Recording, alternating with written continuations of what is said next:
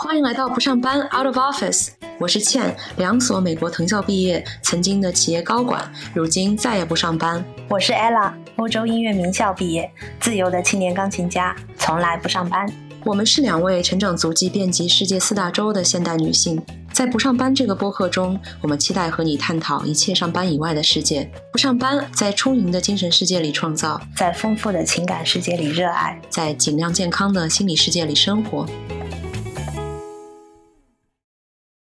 大家好，欢迎来到不上班 Out of Office， 我是 Ella， 我是倩。今天第4期，我们想讲讲松弛感这回事儿。今天这一集这样录。哦、This is nice。肚子放松。This is nice。那就这样吧，再见。好，这一段快进好了。对，快进。你舒服了？舒服。Very much。之前有正襟危坐。好，松弛感，对，没有这个话题本来就很舒服。对，跟我们上一集是一个反差，其实也是我们的一个想到还有点鸡皮疙瘩。我觉得我们讲松弛感都已经甚至有点过时了，就最火的那个时期已经过了到后来就发现松弛感反而变成了一种束缚，就好像你一定要有松弛感，你没有松弛感好像就不好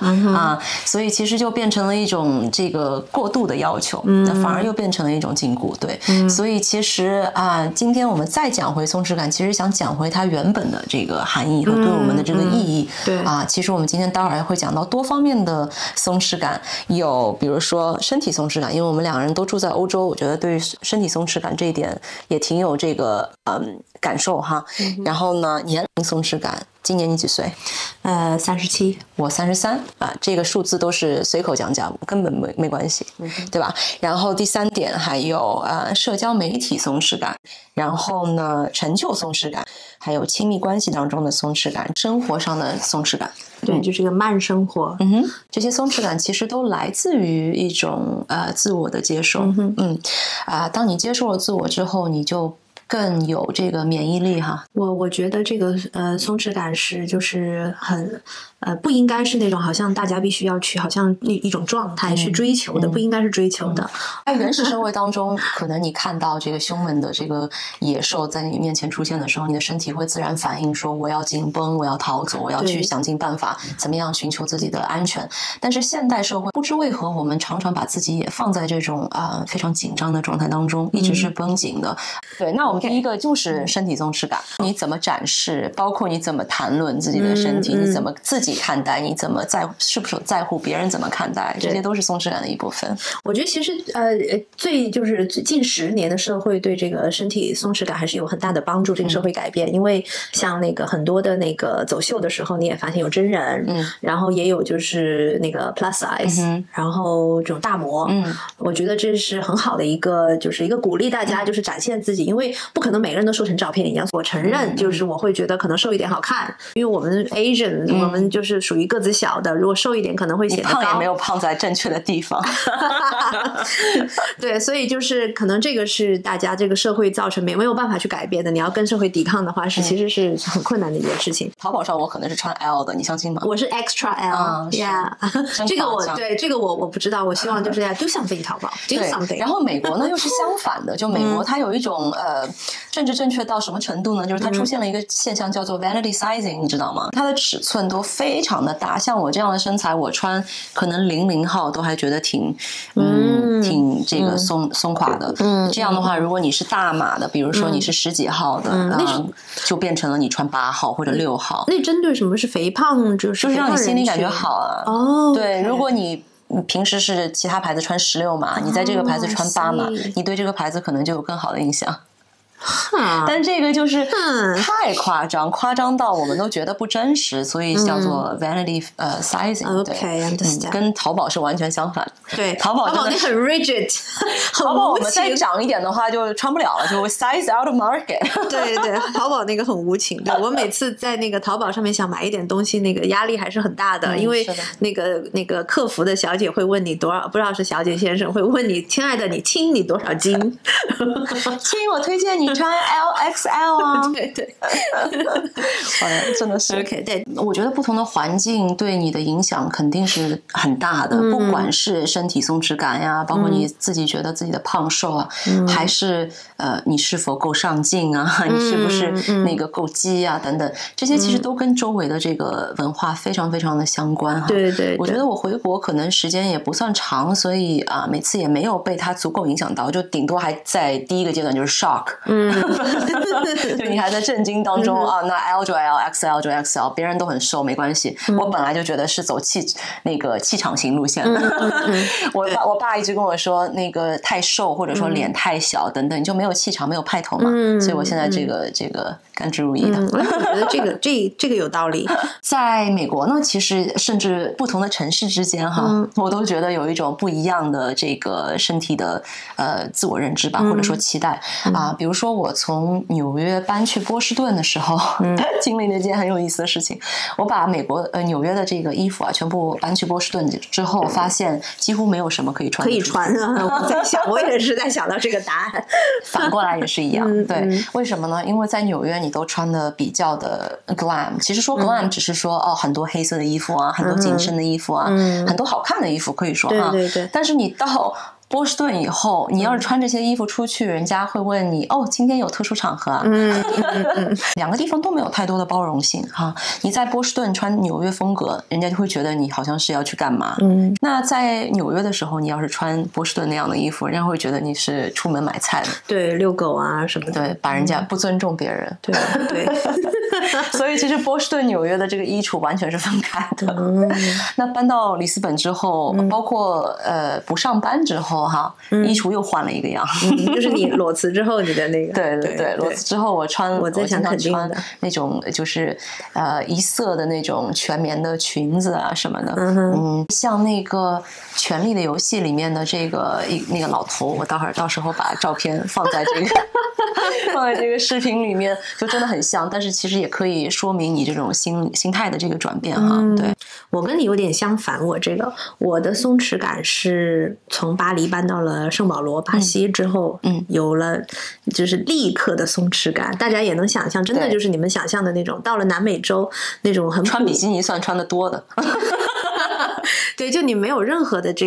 没有攀比，没有任何的压力，所以就是因为那边都流行穿拖鞋嘛，然后所以就是大家都穿这个拖鞋，然后你也会觉得，而且穿拖鞋的日子也很长。然后我记得当时又搬回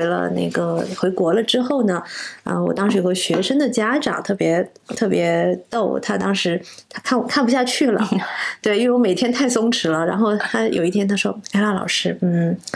前面有个母婴店，我想带你去。”我说：“为什么要去母婴店呢？”他说：“那边的小姑娘特别，她们很会打扮，你可以让她们教你一下怎么样穿着或者怎么样。”然后我就觉得当时我在想，原来我成这个样子了。但我觉得现在到了里斯本呢，好像又是一个比较适中的一个感觉。只要是你自己主观决定的，你想要扮美就扮美，想要穿这个尼姑衣就穿尼姑衣。对，但是现在就是我觉得长大了之后，就是这个随着可能年龄的这个改变的话，也没有这个没有包袱了，对，没有包袱，没有偶像包袱了，没有觉得好像就比如说我们出去也是很随意的。我想问你，你有穿内衣吗？我穿的现在已经不是内衣了啊，对，现在穿的都是什么哺乳内衣？没有，就是那种就是算是内衣，然后我觉得就是很松那种很舒适的，对，很舒适的。我已经穿很多年了，因为我觉得好像这个对身体更好一点点。对，没有钢圈那种，没有。我觉得特别是在你年少的时候哈，就是对这个好像身体的某一些部分，你必须去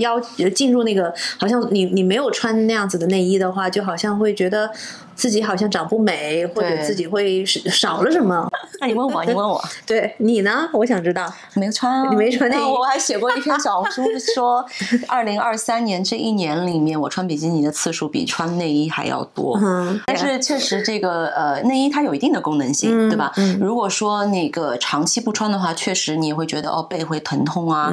因为它的那个重力作用等等，包括跑步的时候，你可能也没有办法不穿。对，我穿主要是为了就是运动动，因为我每天的那个10000步就是走的还是比较急的，对，然后所以我觉得还是要不就穿那个运动内衣，但是运动内衣我又嫌它热啊，而且挺紧的，对，又很紧，对，所以我现在又觉得对运动内衣又开始 question mark 了，对，所以我觉得这个解放乳头这个运动就可能要打个 B 这个是我真的发现哎，其实穿内衣尤其是传统胸罩哈，真的是为男性的眼光而设计的一件事情啊。当这件事情这个目的去掉了之后呢，你想穿就穿，想穿什么形状穿什么形状，想穿什么质地就什么质地，对吧？对对，你也可以穿很漂亮那种美美的蕾丝啊，你让自己觉得有一种法式内衣嘛，大家会觉得哦，这个是穿给自己看，yes sexy， 对啊，是的啊，这个我是比较懒，而且那个不喜欢花钱买东西。我现在也是，对对对，你知道吗？那个金卡戴珊她的这个著名内衣品牌 Skims，它的这个最新一款产品是一个胸罩啊，对，就是那个有那个 nipple 的那个，对 ，I love that concept，it's so beautiful。我当时第一次看到这个产品的创意的时候，我觉得有点莫名其妙。那你还穿什么呢？对吧？但是呢，我看到了一条这个评论，让我觉得没有看到自己看不到的世界。对对对，就是也有道理。那个女性呢，她说：“哦，太感谢你设计这款就是露点的产品啊，因为我是这个乳腺癌患者啊，经历了这个双乳切除重塑。那重塑之后，她的这个乳头的功能是没有办法这个正常展现的，所以她又喜欢这样子的这个 look，所以她穿上了这一款产品之后，就可以重新获得这样子的这个外观。我觉得在欧洲，因为我是3月份来的哈，所以直接就是进入了这个夏天，春天和夏天。在夏天的时候呢，我因为很喜欢户外，一直去海滩。在海滩的时候就发现哇，欧洲人的这个身体松弛感不是吹的。为什么？比如说，有些海滩是真的天体海滩，就是你是那个上身赤裸的。男性、女性都可以啊，狗狗也可以。我虽然没有去这样的海滩，但是在普通的海滩，你也会看到选择上身赤裸的啊。这个其实我记得在我的 research 当中，德国是就是对于身体松弛感最这个普及的一个哦，对他们有这些，对他们有公园，有对女性可以直接这个 topless 不穿上装的这个晒太阳等等。对，在北欧也有，在那个我以前在芬兰就是去桑拿的时候，男女都是赤裸相见的。对，而且就是我穿了那个 bikini top，然后我进去之后，我直接就出来了，没有人穿。然后那个有一个老太太就说：“她说 It's okay, you don't have to。”就特别温柔的。然后我当时觉得是很不好意思，因为我觉得就是可能因为都不认识嘛，陌生人，都是老头老太太。那进去美一美。Nobody's， 没有人 pay attention to each other。我到了里斯本，我觉得我很少遇到就是路上的眼光会让我觉得很吃惊，对，让我觉得受到那个侮辱。对，我觉得这点是在以很多国家，就是不管是其他欧洲国家或者是在亚洲，我没有感受到的。是，当然我觉得像你刚刚所说的这个，就是把身体的这个 shame 给去除了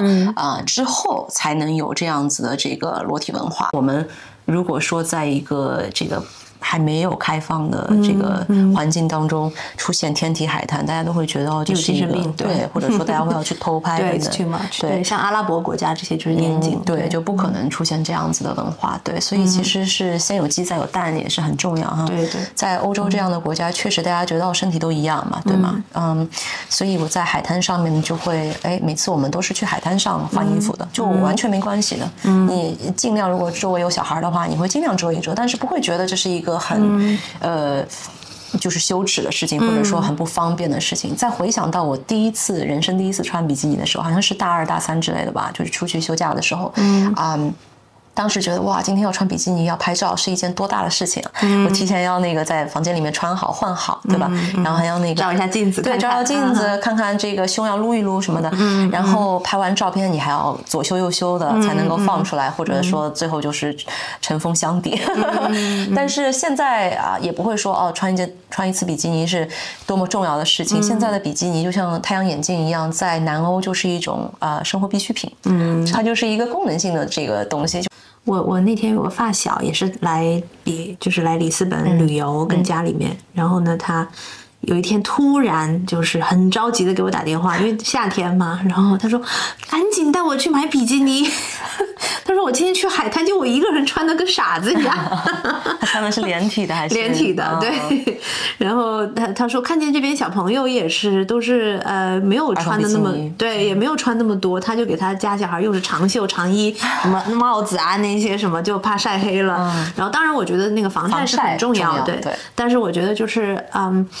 对于不同文化，就是我觉得其实不应该把它当成一个好像很 taboo 的一个 subject，就是像这种比基尼或者是天体，我觉得就像你说的这个对身体的接受，就是那个看你自我首先会不会羞辱自己，对不对？是我在这个身体松弛感的最后，我讲一个笑话哈。我不知道你会不会，就是很多人做噩梦会梦到自己在裸奔。我从来没有，这是一种这个焦虑的某种体现吧？对，但是这是一个常见的这个噩梦的类型。如果说for any reason 你真的在现实生活中，或者甚至在梦里在街上裸奔，没有穿任何衣服的话，你不要去遮你的要害部位，你就遮脸就好了，因为身体大家都一样。Nobody knows， 是不是？其实也是很展现，就是身体都一样嘛，对吧？你大一点、小一点、垂一点，怎么样？都一样。我现在我还想就是提到，就是关于这个年龄的这个松弛感，我觉得越大越自信。对。甚至包括我刚刚问你几岁，问我几岁，我发现哈，这个其实我是很难理解的，就是有些朋友其实是不愿意说自己年龄的。我有的时候会不记得我几岁，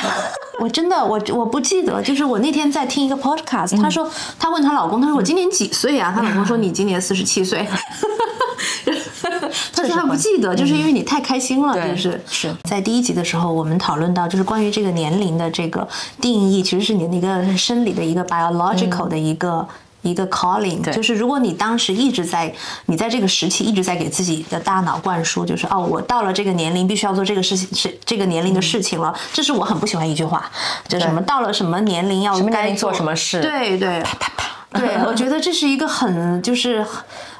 老派、很守旧的一个说法。然后为什么你难道年纪大了就不能够开心的像孩子一样吗？就是啊，难道我们这个年代的人还要跟那个祖母那个年代活的一样吗？怎么可能，对不对？对，所以就是他说，在你的那个自我的认知，那个 biological， 你一直在给自己灌输这个 OK， 我现在可能比如说你是一个母亲，然后你已经40出头，你天天跟自己说自己已经是个母亲，自己个40出头，你的那个 biological clock 就会立刻的转向这个，然后不是立刻，它会转变，它转变成这个之后呢，你就开始觉得 aging 就开始出现了，就各种各样的问题。但是如果你的这个 biological clock 没有就是时刻提醒自己，然后觉得好像这是一个好像很 detrimental 的一个事情的话，我觉得就不会有这样子的一个转变，然后你的这个 age 只是一个 number， 它是会一直无限的这个 delay， 不会去把它当成一回事儿。对，我们刚才在私聊的时候也说到，心态真的是决定一切哈。不管是我说这个辞职了以后身材自然就变好了，还是这个最近磨牙也不磨了，或者说皮肤根本跟你用的化妆品保养品没有任何关系，而是跟你的心情有关系等等，这些其实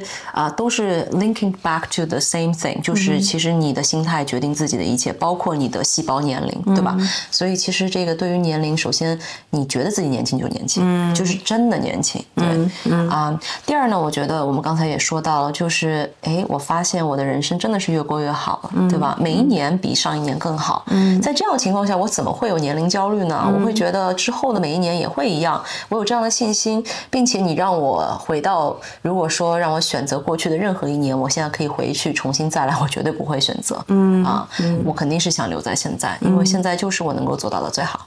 我现在确实觉得，我觉得心情比以前好。就是20几岁是最缺乏自我的时候，最痛苦。对，当你20多岁，你是在摸索当中，然后也是没有什么经验，没有经历，然后很有那个没有安全感。对，要看看我男朋友会不会回我短信。对，看我们刚才说到，就是可能在20几岁的时候，当你那个在可能有一段关系的时候，你可能很在意对方会不会回复你的短信，或者是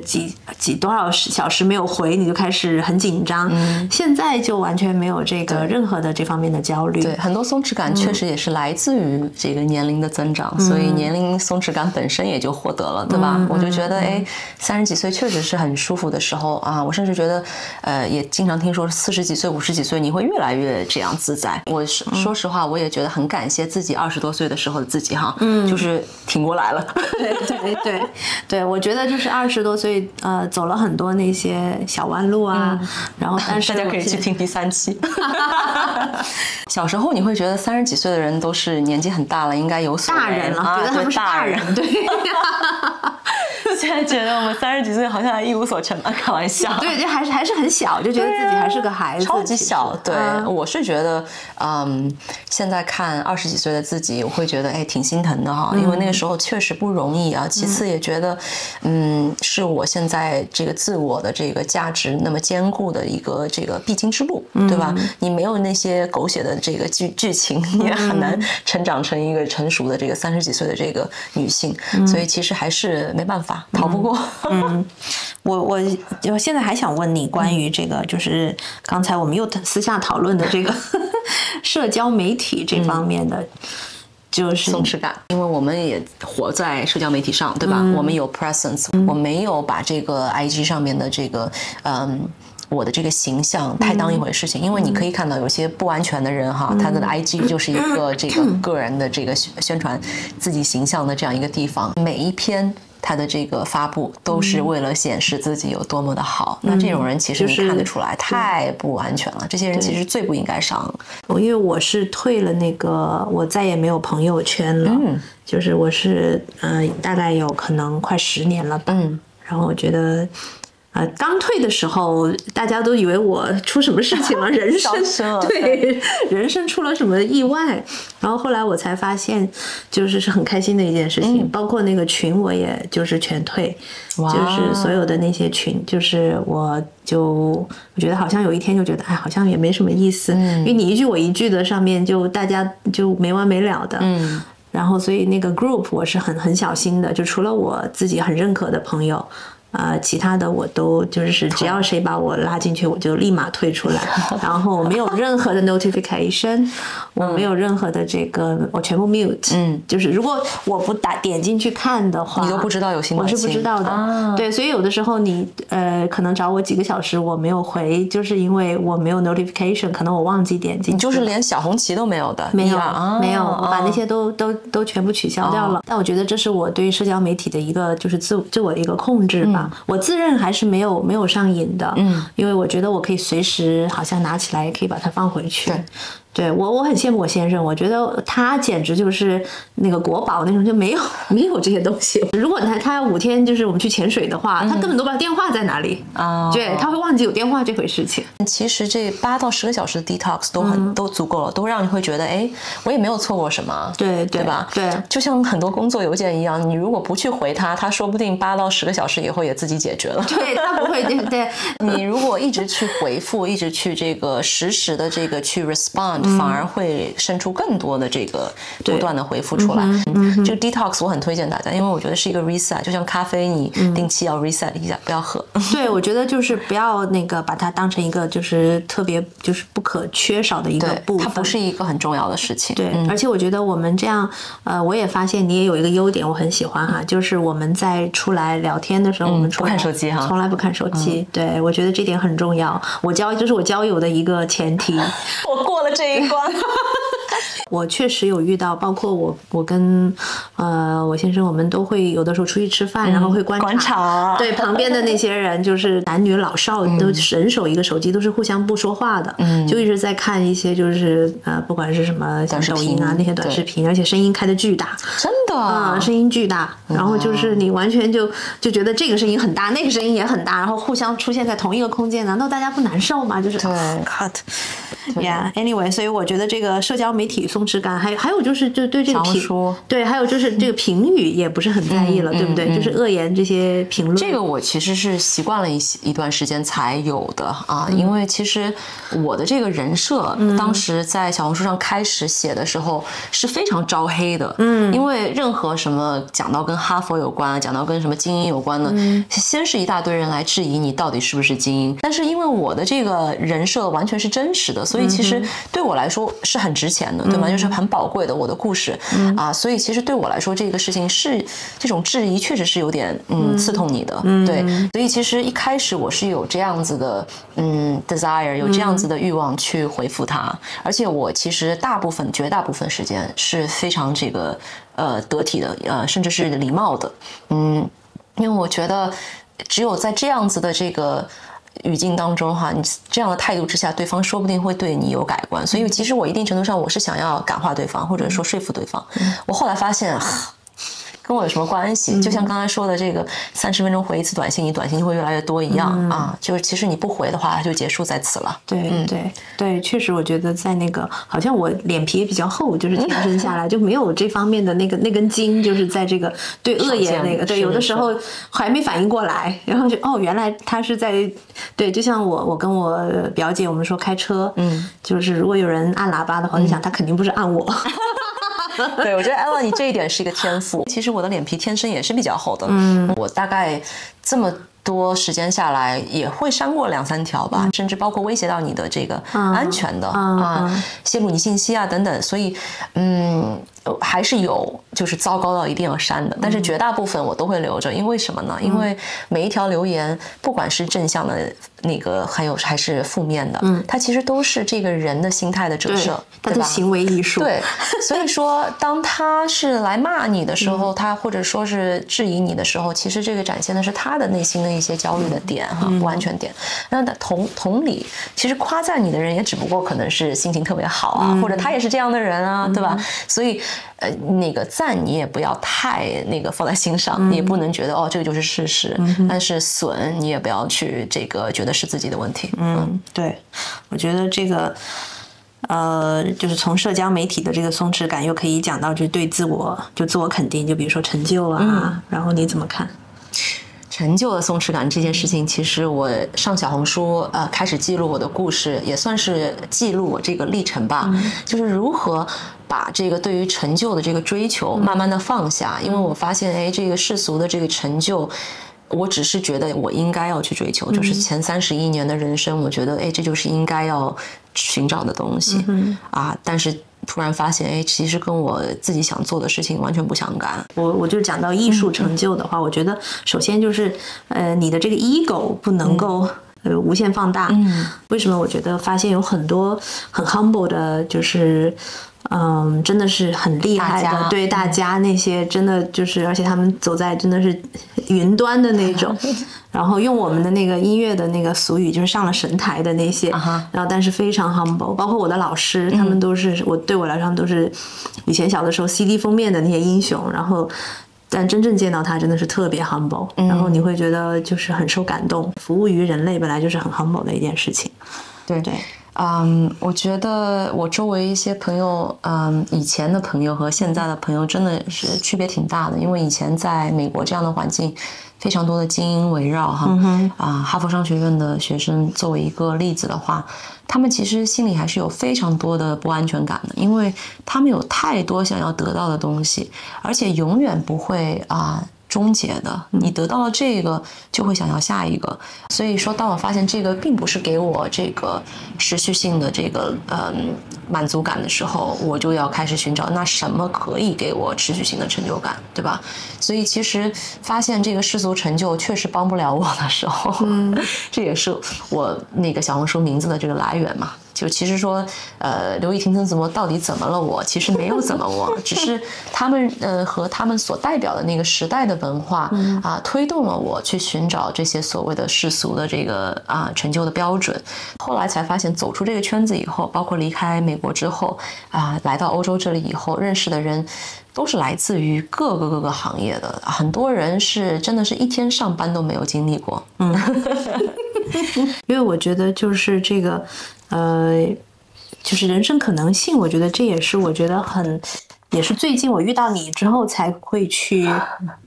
考虑的。因为我以前只知道我自己这个模式，我对我自己这个模式非常熟悉，我身边的人大部分都是这样的一个定义。然后就是我看到有人上班的，我会就是他好奇吗？会，而且我会非常的替他们担忧，就是因为我就觉得好像他们一到周末，他们就有时间陪我玩了，然后周末一过完就又自己回去。当然我平时也是很忙的哈，然后但是我就觉得他们那种感觉就是好像周末就是一个放风的一个，就是叫要不就有很多人就是酗酒啊，就酗得很厉害，一到周末就哇塞，就简直就是另外一个人。对，然后到了周天就开始非常的抑郁，然后非常的那个难受，基本上星期天就拿来抑郁了。最快乐的时候只有周五下午啊，对，星期五晚上就是 TGI Friday。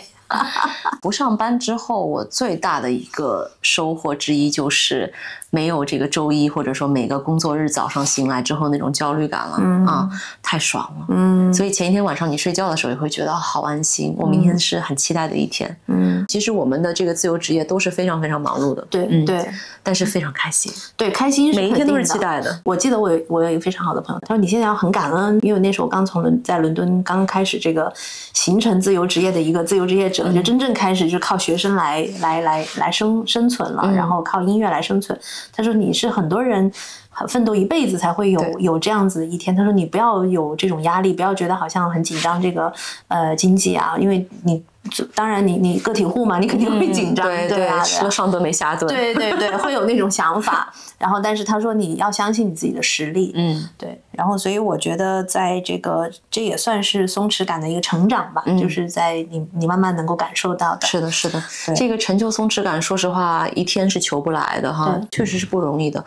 你的这个这么多年的那个定义对于成功，对于什么样子的生活是值得过的，是优秀的出色的，你的定义都是固定的，对，所以要重新再去定义，要洗掉这个之前的这个记忆，确实是比较难的，很难，特别是还有一些有家庭有孩子的这些更难，因为他们会觉得有小孩，还有固定开销，对对，还要给小孩就是要让他们就是很好的生活，对对，然后这点就是经济上面就是肯定是觉得是有很大的一个压力，对，客观条件嘛，是，所以我觉得这个成就的松弛感是一个非常解放我的一件事情，就当我现在看到什么大厂几百万大包什么的，我就觉得这真的是可以看了以后完全不动容的。但以前你会羡慕，对不对？不会羡慕，会觉得焦虑，会觉得焦虑。对，不会羡慕，会觉得焦虑。对，所以这一点我也很想就是分享给大家。如果说跟我有相似的这个背景的时候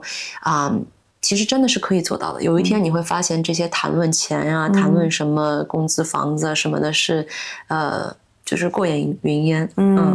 你会觉得那个 it's good for them， 对，因为你想再富有，你也晚上只能睡到一张床上。我在商学院期间也有一些朋友，确实是就是有钱到没法再有钱了嘛。我最喜欢的两个例子，一个就是沙特王子，一个是这个家里有家族企业的这个继承人，他们也有自己的这个不安全感嘛，都还在炫富。你想想看，因为他们的朋友圈当中也是相似的人呢，所以他也要那个 one upper， right？所以其实当我发现其实到了这个他们这个圈层还有一样的这个困扰的时候，我就那个非常释然的就走了。对对，因为你会在想，OK， 他们叫他们那个金字塔顶尖的那种感觉，什么时候是底啊？对对，没有无底洞就是对。甚至你看这个 Jeff Bezos 和他的这个新的这个未婚妻 Sanchez，I'm still puzzled， but 他们确实看上去很有活力哈，就是觉得这个 Jeff Bezos 确实肉眼看上去非常的这个开心，但是这种每天的这种不是说炫耀，就是这种对于自己这个形象的包装展示，包括他这个嘴唇弄的这个样子，大家说的好听是说他很有生命力但是说难听点就是你怎么会这么在乎，对吧？你真正这个松弛的人肯定不是这样子生活的，我是这么觉得的。我有一个非常好的一个朋友，他呢是以前在伦敦是一个非常有名的吉他演奏家，很年轻的时候就很高成就了，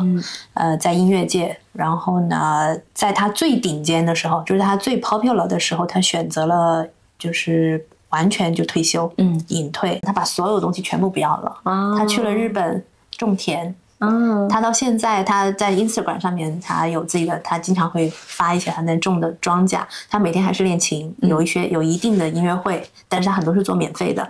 然后他现在他跟我说，他说他需要用到的钱是什么？酱油、厕纸。对，然后他现在就他的这个松弛感是我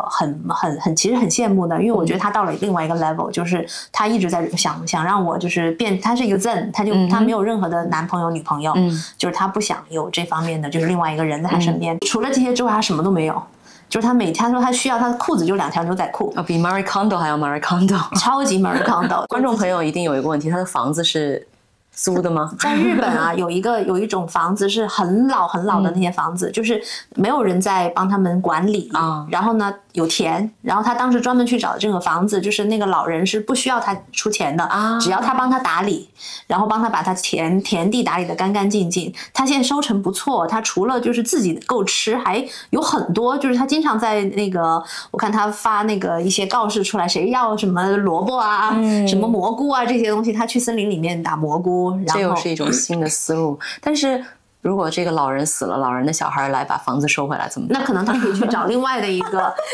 家，对，就是所以就是我非常很难想象，就是他有一个这样，特别是在他最黄金的时候，他把这个丢了，然后大家当时都觉得天哪，就是而且他那时候就是像经纪人这些都疯了，我不知道我什么时候能达到那个境界。不用达到，作为一个 inspiration 就可以了。Yeah, it's just inspiration。生活有的时候其实喜欢舒服一点也没有什么错嘛，对吧？在不同的这个资产阶层，你其实都可以做到松弛。我觉得啊，绝大部分的人只要不饿死，只要头顶上有一个屋檐，其实你能够做到松弛。那接下去我们说说亲密关系当中的松弛感。我觉得其实亲密关系包括家人、父母，对吧？和朋友，包括这个亲密的这个爱人浪漫关系。在这些关系当中的松弛感，你会怎么定义呢？有些什么表现？我觉得是一个不能说100%，你说2个人要多和睦哈，我觉得这个是比如不可能达到的，对。但我觉得是健康的，就是大方向是很健康的，动态的这个和睦嘛，对，动态和睦，对，我觉得而且是互相是想着对方，希望对方好。对，我觉得这一点就是你能就是知道你的任何的成就，对方都会非常高兴。然后你的这个就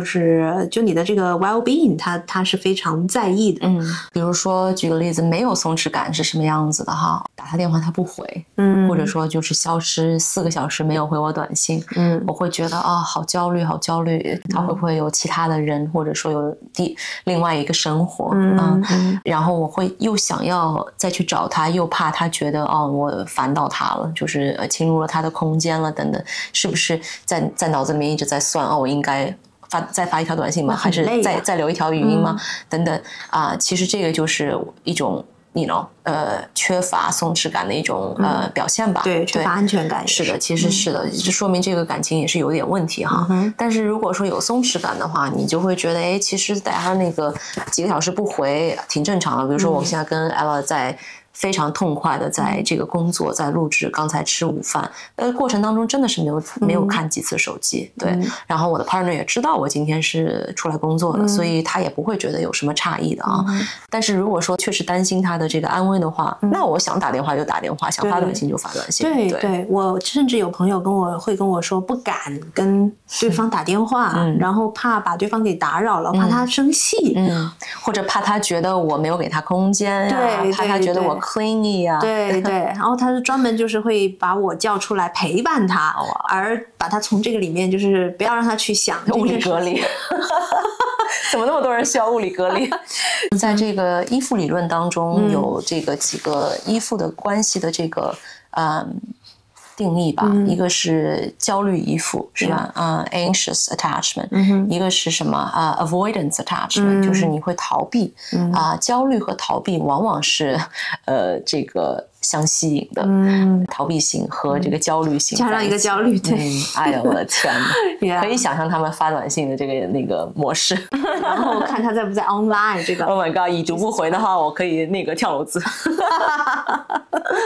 已读不回的话，会就是造成你非常大的困扰，你会不断的去想到底是什么，对他在干什么，为什么，然后人家还没有回你，已经编出了101种故事。对，然后最后其实是我在上厕所。And then you're like, oh, okay。对，然后还有就是比较健康的，就是 securely attached，对。但有的时候呢，其实人是会转变的嘛。如果我碰到一个 securely attached， 我也是 securely attached。如果比如说20多岁的时候，其实如果我碰到一个逃避型，我就会变成焦虑型。这个在朋友也是的。我觉得友情一定要松弛，真的是。友情就是那种随时可以放下再拿起来。对对，就是一个默契嘛。对，是一个默契，而且是一个尊重。对，我觉得其实大部分的人可能在友情上做的比较好，因为比较自然嘛，就很正常。我跟 Ella 今天 hang out 之后，可能明天不发短信。对啊，就我不会去猜疑你，我会觉得就是你做任何事情是有你的原因的，对你不会伤害我，你也不会恶意的怎么样。对，那反之也是一样。但是为什么有很多人就没有办法把这样子的这个对友情的态度放到自己的这个亲密关系当中呢？然后家人也是同样的这个，对。我觉得跟家人我是逃避型。好像我也是，我觉得我也是，对，因为对家人 ，it's a difficult relationship， 对 ，it's a love and hate relationship。对，家人你没法选择嘛，你只能这个共存，只能想办法让他那个对你的这个影响降到最低，对吧？然后还有一个松弛感就是这个生活的这个慢生活，对你怎么看？这个生活松弛感，我来了这个葡萄牙里斯本，从中国先是搬到美国，再从美国搬到欧洲，其实追求的就是这种慢。当然，你不同的人生阶段可能需要不一样的这种外在的这个刺激哈。我在18岁的时候就觉得美国的这个快是非常让我获得能量的，对。所以其实不同的时候，你要找不同的合适自己的环境。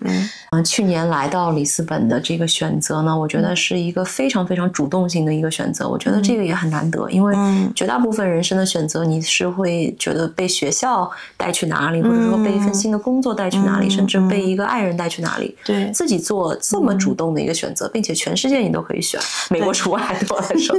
所以是一件非常有意思的事情。就你完全是 take control of yourself， 对 ，in charge of your life。对，那来了欧洲之后，我确实也是受到了这个主动选择的奖励因为发现这边的慢生活确实是很有感染力的。对，我也你一个人慢是慢不下来的，你需要你的周围环境配合你。对 ，Ella， 你每天会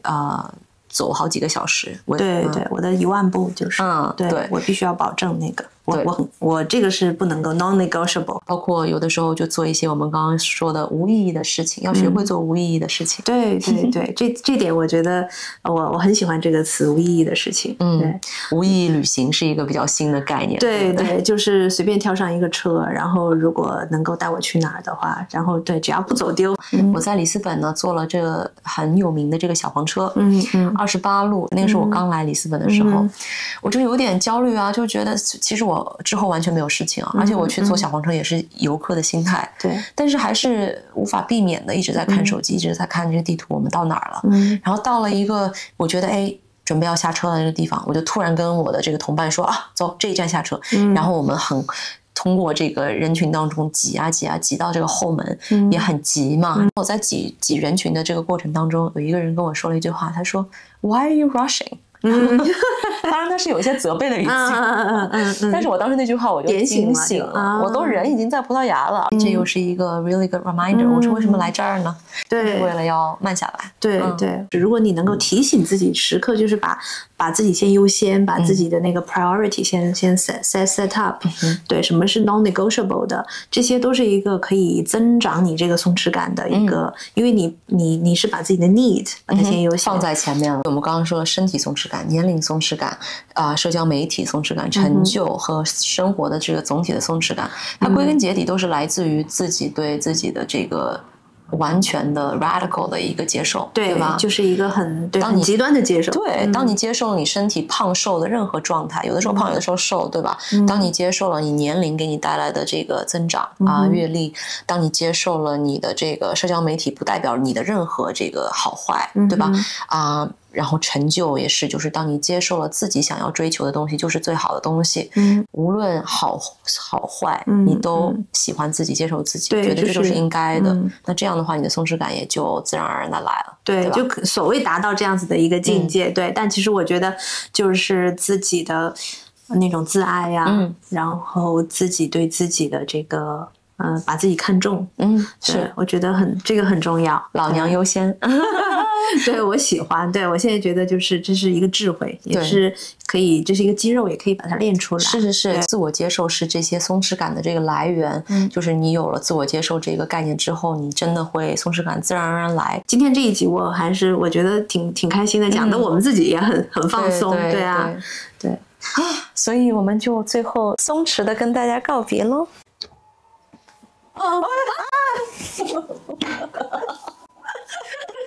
松弛过头了啦 Too much. OK， 下期见。Bye. Thank you.